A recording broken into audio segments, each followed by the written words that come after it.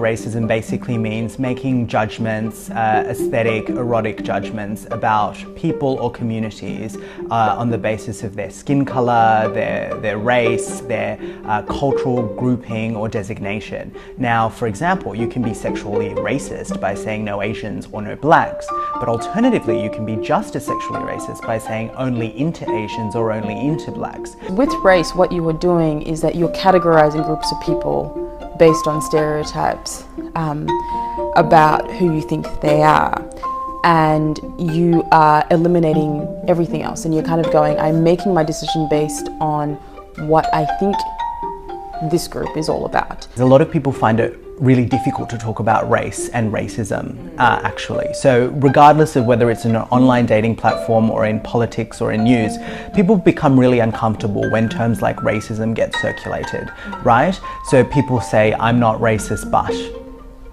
A lot of why people behave the way that they behave, it's not because people are, wanting to be racist, or people, and for many people, they don't even know that that is considered or constitutes racist behavior.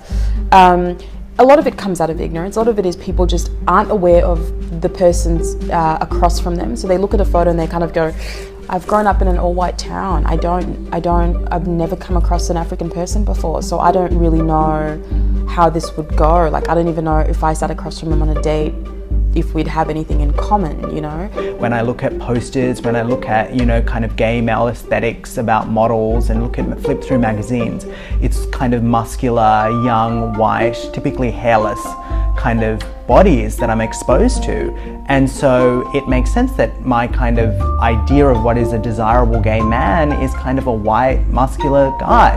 Desire isn't something that we're just born with or something innate to us. Of course, there are physiological, biological, chemical elements to how we're attracted to someone, what we're attracted to, but we also need to recognize the social dimensions of that. I don't do the online dating apps anymore simply because I was just having a really bad experience and outcomes. Like, it just wasn't, did a whole show about how horrible the experience was, and I've had to remove myself from it simply for self-preservation, because there's only so much of being rejected on something that I can't control that a person can take,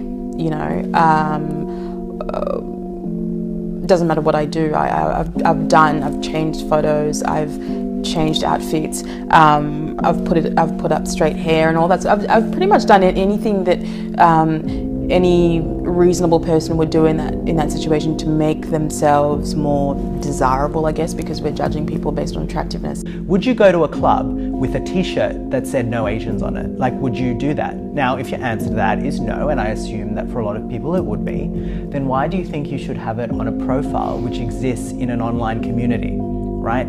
So these are the sorts of things, these are the sorts of conversations I think we should be having to get people to just change very small things, I think, and which everyone would think are kind of small things of their everyday lives, but can have a really enormous public impact. And because at the end of the day, what you end up realizing is that we're all the same. It's such a cliche that really we all are the same.